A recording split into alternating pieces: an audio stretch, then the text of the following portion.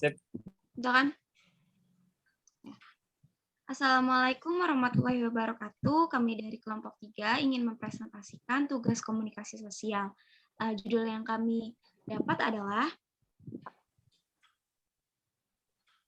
peran bahasa nonverbal dalam komunikasi sosial. Lanjut ke slide berikutnya. Di sini ada anggota kelompok presentasi, yaitu ada Winsya Raiza,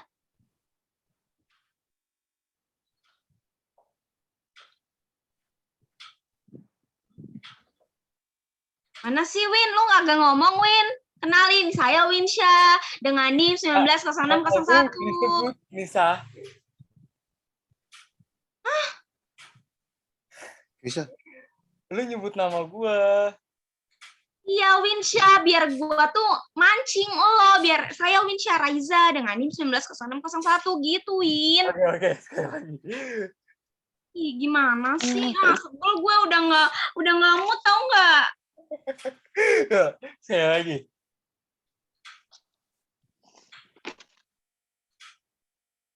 Udah 3.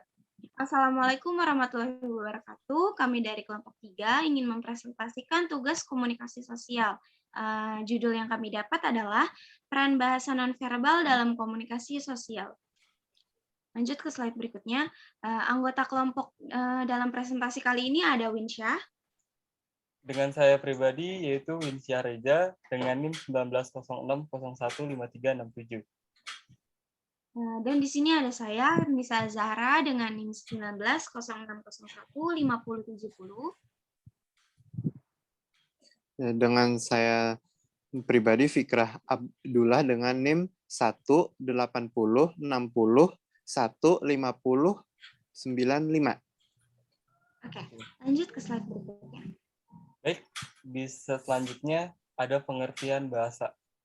Di pengertian bahasa ini, David dan Helmi menjelaskan bahwa bahasa merupakan pesan yang disampaikan dalam bentuk ekspresi sebagai alat komunikasi pada situasi tertentu dalam berupa berbagai aktivitas.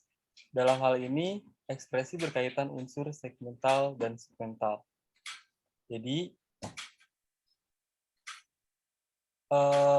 di pengertian bahasa ini, baik di tulisan atau kinestik, sehingga sebuah kalimat akan bisa berfungsi sebagai alat komunikasi dan kesan yang berbeda apabila disampaikan dengan ekspresi yang berbeda. Jadi, dimanapun ekspresi yang berbeda, kemampuan bahasa ini diimplementasikan dengan kemampuan yang berretorika, baik retorika dalam menulis maupun bicara. Retorika ini yaitu ada etos, patos, dan logos.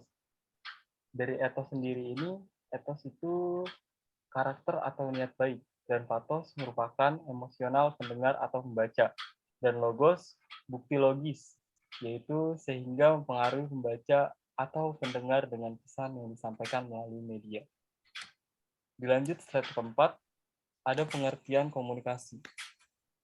Menurut Wilson, pada tahun 2001, komunikasi adalah proses kegiatan pengoperan atau penyampaian warta atau berita informasi yang mengandung arti dari suatu pihak atau seseorang atau tempat kepada pihak, seseorang, atau tempat lainnya dalam usaha mendapatkan saling pengertian.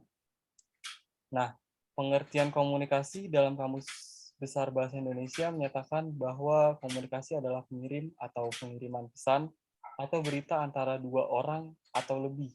Jadi, pengertian komunikasi ini harus disampaikan antara dua orang lebih gitu ya. Kalau misalnya kita pribadi yang berbicara itu bukan komunikasi. Mungkin itu beda konteks lagi. Oke, izin menambahkan dari halaman ketiga. Jadi singkatnya, bahasa merupakan alat komunikasi atau alat kontrol sosial dalam berkomunikasi. Nah, bahasa ini kan sangat diperlukan makhluk sosial untuk menyampaikan ide, gagasan, keinginan, perasaan, dan pengalaman kepada orang lain. Dengan adanya bahasa, komunikasi bisa menghasilkan hubungan timbal balik atau interaksi yang berjalan dengan baik. Nah, dari slide pengertian komunikasi ini, saya juga ingin menambahkan bahwa komunikasi itu sangat penting dalam kehidupan sehari-hari karena memungkinkan kita untuk memahami dan memperoleh pengetahuan dan pemahaman informasi. Nah, jika komunikasi tidak terjadi, maka memungkinkan tidak adanya pembahasan terhadap kelompok yang satu dengan kelompok yang lainnya.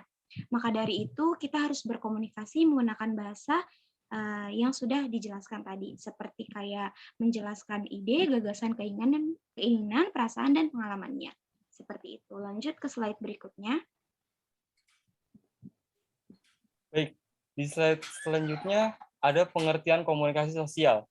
Jadi pengertian komunikasi sosial ini menurut The America Defense Legion the Hearing Assembly, komunikasi sosial adalah penggunaan bahasa dalam konteks sosial yang mencangkup interaksi sosial, kognisi sosial, pragmatik, dan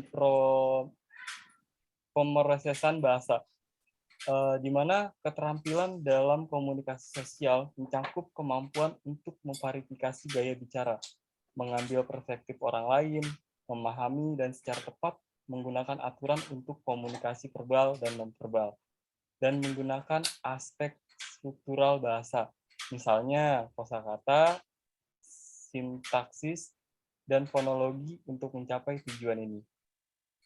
Baik. Nah, di slide ini saya izin menambahkan lagi, di sini pentingnya komunikasi sosial ini adalah karena manusia itu kan makhluk sosial ya, jadi yang hidupnya tidak bisa lepas dari hubungan kepentingan atau bantuan manusia lainnya. Jadi dari semua aktivitas tadi pasti membutuhkan komunikasi di dalamnya. Nah, salah satu komunikasi yang setiap hari manusia gunakan yaitu komunikasi atau bahasa nonverbal.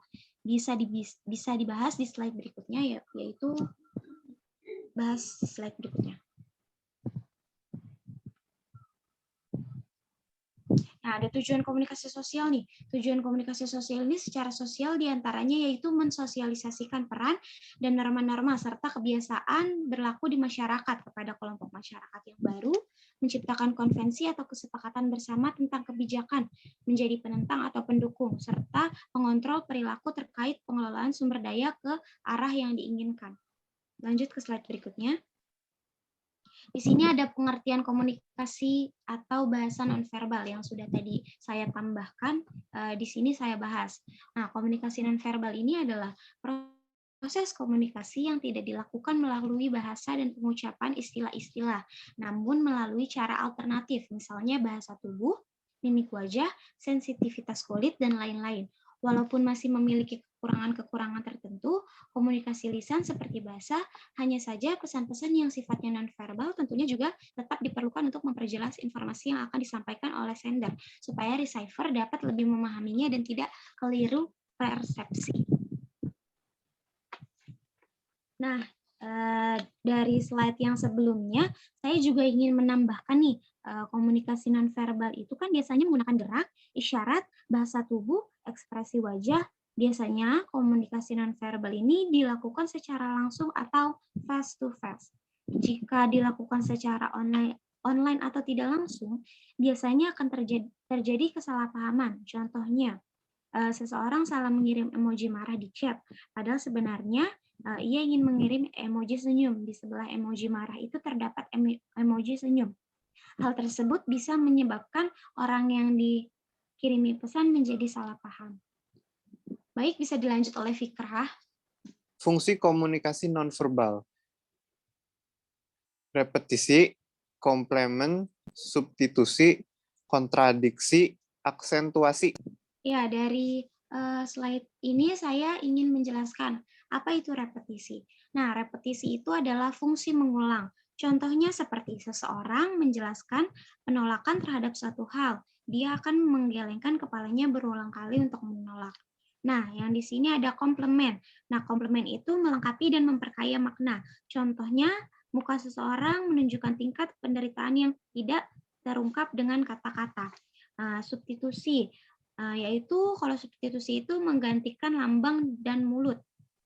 Contohnya, seorang mengatakan tanpa sepatah kata pun dia dapat memperlihatkan bahwa dia setuju jika kepala dianggukkan.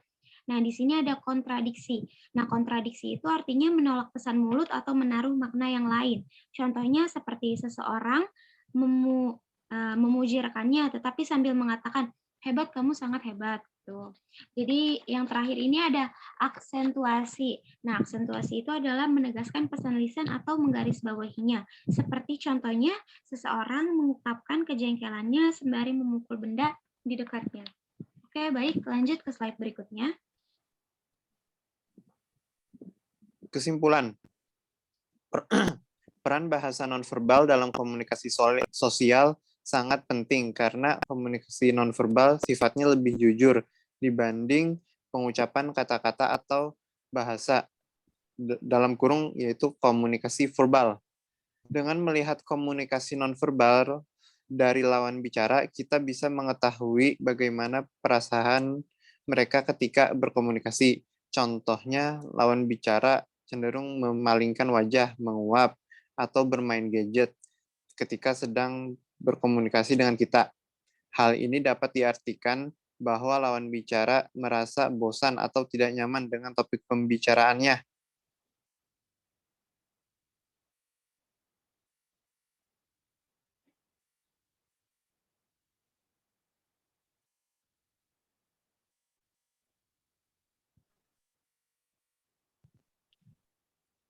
Sekian dari kami.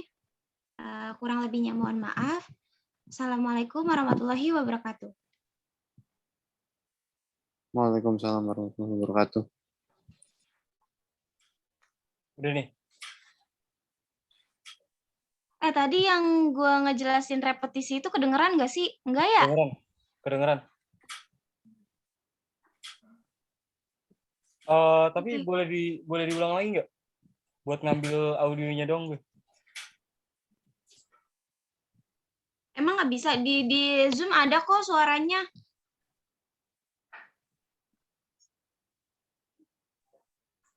Di Zoom ada. Biasanya kalau kita udah selesai nih. Itu tuh ada. Ada suaranya. Oke. Ntar gue cek dulu ya. Kalau misalkan ini nggak ada, abis Isya atau apa, kita ngerekam aja. Ya. Habis Isya. Ini kita habis Iya, Isya kan? ngerekam lagi. Enggak, ngerekamnya tapi pakai VN, ngerti nggak? Iya, voice note di WA.